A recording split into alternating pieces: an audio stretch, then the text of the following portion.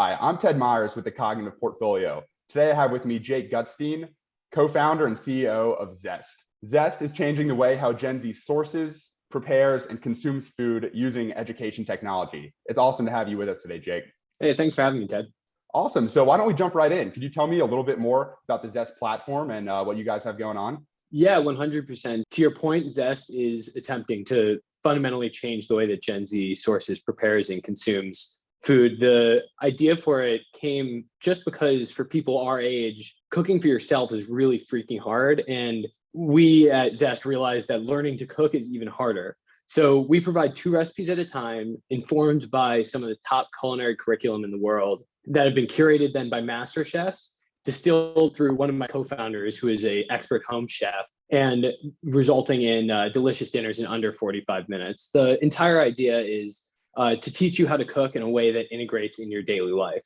That's amazing. So, you mentioned coming up with the idea. Are you yourself a cook, or you've kind of struggled with cooking? Where did this idea come from?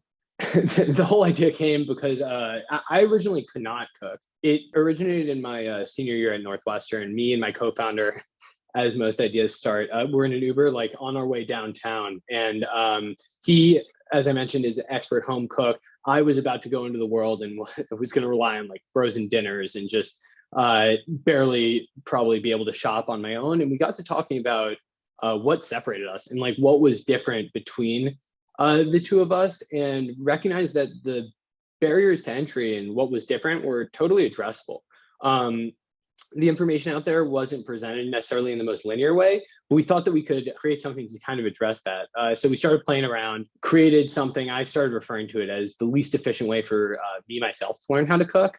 But we created these kind of easily accessible, curated recipes for myself, some of our friends. Our friends really ended up liking it. And so we decided to spin off, build it up, started to build up a team surrounding us. And now, or ever since, have been working on Zest to make this change. That's fantastic.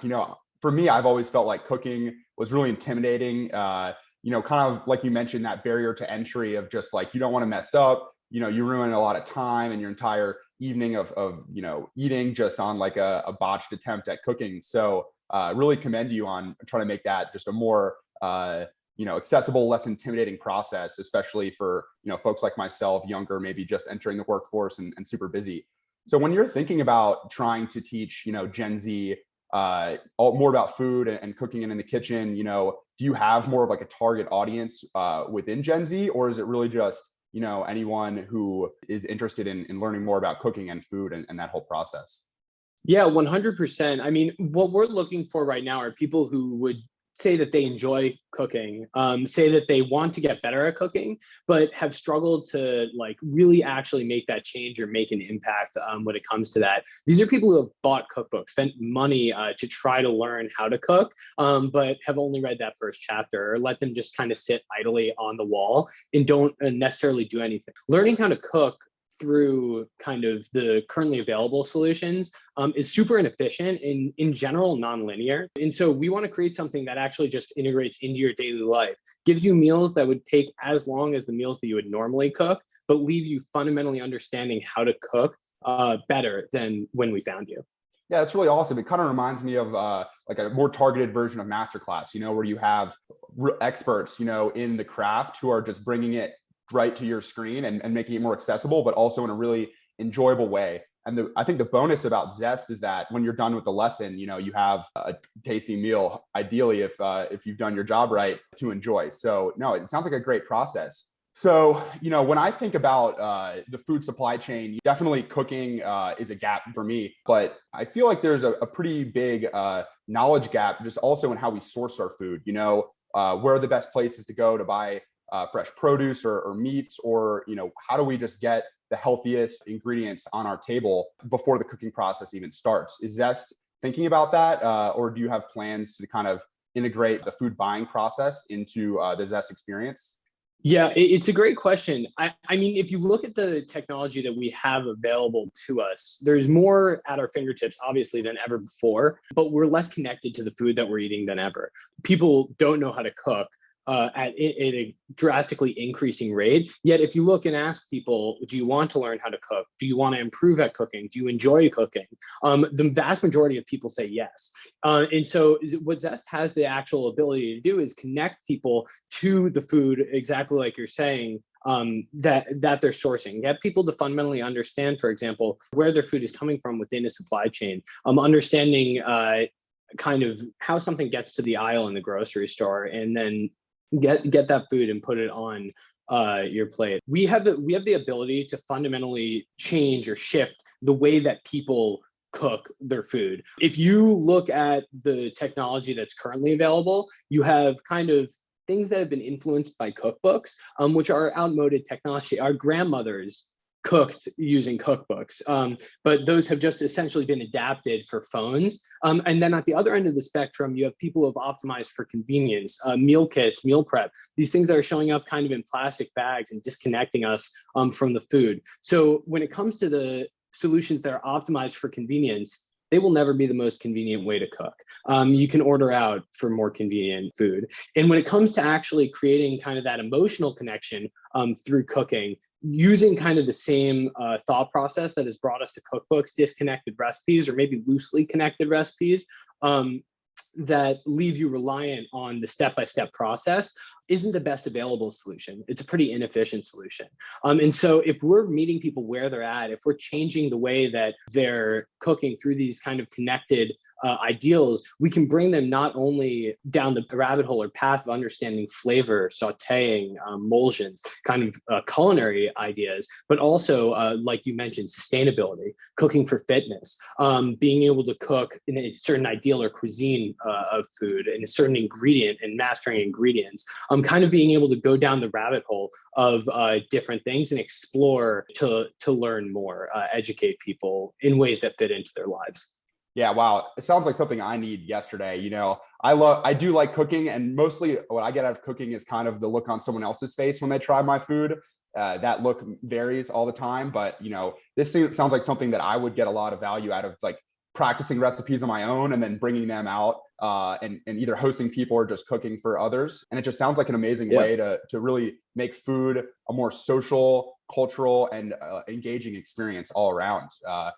We're like social animals. In general, people kind of crave that. People who I talk to all the time want to be able to cook for others, want to be able to put something on for others. And it's really natural that technology should intersect and enable that. If you look at kind of this idea, obviously people have been talking about the metaverse and using it kind of as a buzz concept, but the intersection of digital or technology in our daily lives is already here and kind of seamlessly integrated. You can use, like, try getting anywhere without Google Maps. You don't even think about using it. Using Uber to get order taxis. These are changes that have happened subtly, but people just have adopted. That change hasn't happened in the kitchen yet. There isn't kind of something to kind of bridge us together. If you look at other areas of wellness, it has. You have physical wellness being approached, at home physical wellness being different than it ever has been before. You have mental wellness being different than it ever has been before. But the stagnation in the food space, and nothing curated to people our age, just these solutions that are essentially like V1 apps. No, when you bring it back to health, I all of a sudden think of like a Peloton, that has classes right in your gym, different levels, for you to kind of challenge yourself, different personalities for you to interact with, engage with, and just feel more connected, and a class experience. So just imagining that, in a cooking sense in the kitchen just sounds like it has the potential to be a fantastic experience. I want to go back and touch on what you mentioned a little bit, just in terms of like the different lessons that you may have on the Zest app.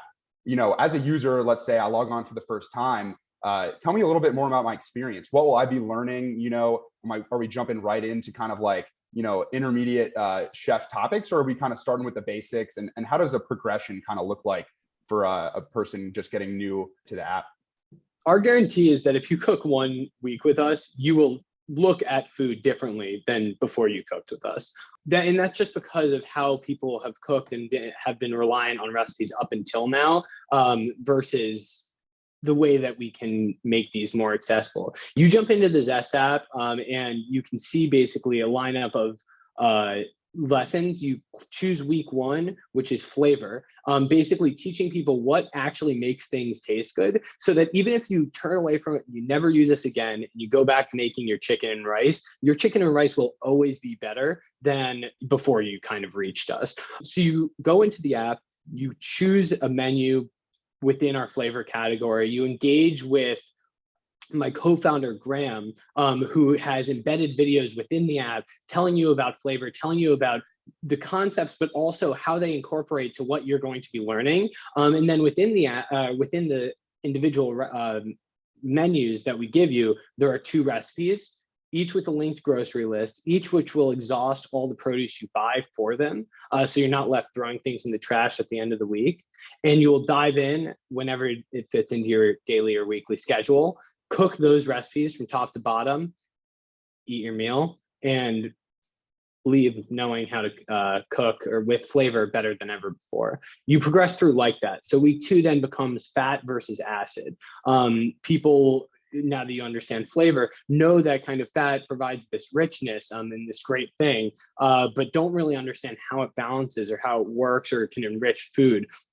And it works in a really delicate balance with acid, getting people to understand that both through vinaigrette, for example, and actually kind of giving them that practical experience or example is that second step. And then kind of moving forward to heat methods, sauteing, roasting. Like, why are you actually on heat? The end goal is to look at your kitchen different. Yeah, no, I mean, I feel like I'm already learning a lot just from this conversation, just like looking at your kitchen more of a set of tools. Each tool, has a purpose and how that interacts with different flavors and foods, and, a little bit less of like a magic process, 1, 2, then 3. It's more just like, okay, to elicit this result, I can do these kind of inputs or use these tools in my kitchen to reach that end goal. I have a lot of catching up to do. It sounds like you've become quite knowledgeable, obviously, in creating this product.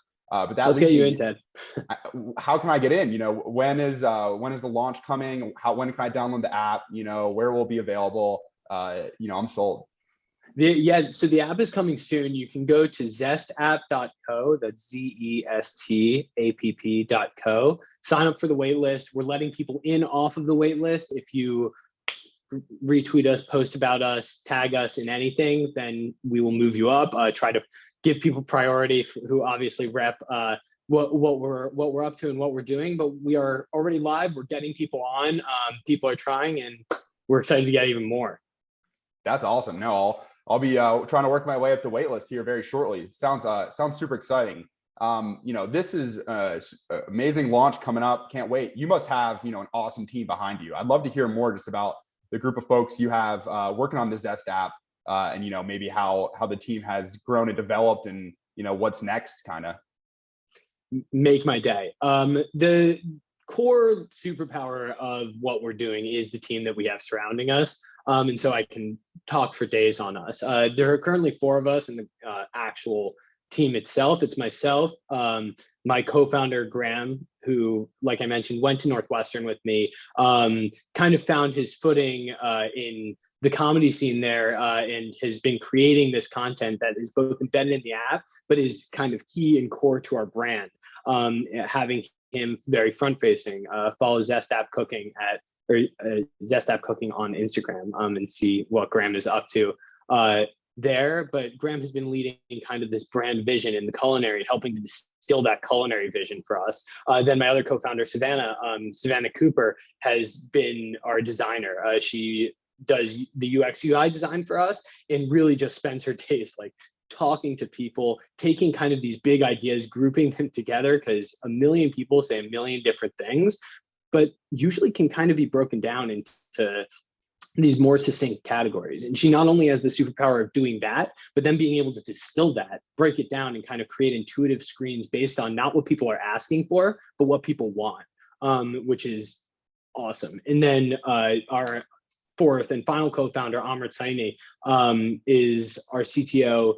He's been building the actual app, so taking Savannah's screens and kind of creating practicality. He has over a decade of experience in both machine learning and native apps. And so he has been just fantastic, has this product mind that allows him to work really seamlessly with Savannah to create what the app has become. Sounds like a real strong team's been assembled here. Sounds like this is at least not your first rodeo in the entrepreneurship space. I'd love to just step back for a second and ask you a little bit more about, your background, your experience, specifically related to not only entrepreneurship, but education and technology. How has your background led you here today with this really interesting idea, I think, for changing the way that Gen Z just really thinks about their interaction with food and cuisine? Yeah. So a little bit on myself. I went to Northwestern majored in industrial engineering, but found my passion in entrepreneurship. I was involved in multiple startups on campus, founded a few, but ultimately founded a bike share program at school my sophomore year, which we eventually scaled and then sold by my senior year. That kind of gave me an itch and a taste for what entrepreneurship could be, and the ability to really just fundamentally change people's behaviors for the better by giving them better options. At Northwestern, bike theft was the #1 form of theft on campus. Nobody enjoyed owning a bike, but it was just way more efficient to get from point A to point B. So giving people the opportunity, also I should mention the infrastructure was there for bikes. So giving people the ability to actually get where they wanted to go without having to deal with the actual responsibility of bike ownership was kind of this clear fit, a way to kind of give people something to make their lives better. That started as the itch and the obsession, but has kind of evolved from there. On the education side of things, because I think that that's an awesome question as well, my goals here stem from just a fundamental belief that anybody can learn anything if it is presented in the right way. And if it is it meets you where you need to be. Zest are deep subscribers to this idea of embedded or scaffolded learning, meeting people where they're at, having people do things actively, and then support them when they falter. And that is really what we're trying to do here. Get people or present people with these things that might have made them uncomfortable, or in a YouTube clip that you may have just watched never would have stuck, and give it to them in a way that will actually stay with them, allow them to build on it, and actually incorporate and enrich daily life rather than feeling like a time suck. Yeah, one thing that just stuck out to me there is I do think there is a very distinct difference in technology that we consume passively and technology that we use more actively. And all those experiences with technology that actually get you doing something are the ones I think that are super memorable. Pokemon Go, I feel like, is an extreme example of that. It just had everybody out in the park for a month long, just throwing Pokeballs around. And that's what people remember. No one really remembers that random YouTube video that they watched on the background, while they were doing something else. And as soon as you kind of interact with an app like Zest and it gets you actually moving and doing things in the kitchen, I think that's when technology really can take it to the next level in terms of just our impact on our lives, especially in a beneficial way. So the promise of technology is so deep, and we have the ability to do things that just fundamentally connect us more to being human. We should be taking advantage of that, and we should be diving deep into that and really exploring how we can leverage what we have now to enrich us as people, especially as we become more and more digitally inclined. I think that there's this common misconception that just because we're moving towards a digital world means that we're moving towards a less connected world, or a less kind of emotionally connected world. And I don't think that that necessarily has to be the case. The digital aspects of this all are tools at our disposal, and it's up to us to figure out how to leverage them and how to present them to people in a way that makes their lives better. Absolutely. I think a lot of entrepreneurs listening have a lot to learn here, along a lot of ranges in the topic, how to solve problems, how to just kind of get started. So I want to ask you just a couple questions related to that. You mentioned having an entrepreneurship background in college. Were you a part of any groups or accelerators or programs in college that kind of pushed you along your journey? And kind of as a tangent to that, what would your recommendation be to young entrepreneurs who are really looking to get started, or just maybe don't have that idea, or looking for a team, really just need a little bit more momentum? How do you just get more involved in that space? Yeah, I would be remiss not to kind of acknowledge the privilege that I had being at Northwestern's campus. Northwestern has a fantastic incubator called The Garage. It functions just as a creative space for entrepreneurs to kind of thrive, go to, flourish. Its managing director, Melissa Kaufman, is fantastic. She just helped to, if anyone comes with an issue or a problem that they want to solve, they're there and they really provide a deep amount of support. I've also been extremely fortunate to have just fantastic mentors and people to kind of light this fire along the way. One that immediately comes to mind is Elizabeth Lucart, who is a professor of entrepreneurship at Northwestern, who just was there through thick and thin. This person who is there to guide me, who had been there before, and who had just great and deep kind of empathetic insights into problems. Somebody else, Neil Sells Griffin, was my first entrepreneurship professor at Northwestern. And he just fundamentally changed the way that I view problems and how to try to address, understand, and change the way that people think about their lives and how they can better enhance their lives. And so people and having people along the way is no doubt an extremely important thing. But as far as advice goes for aspiring entrepreneurs, the biggest thing is to do it. Just take the leap, dive in, and try getting something done, no matter what. You can bootstrap, you can be scrappy as hell, but I think that it is just by far the most effective way. Going back to Neil's class at Northwestern, his class was literally just make a company. And that was one of the most impactful experiences that I had, because you have to take something from literally zero to ready. Okay, by the end of the quarter, is this a good idea? Is this something that we can scale up and do?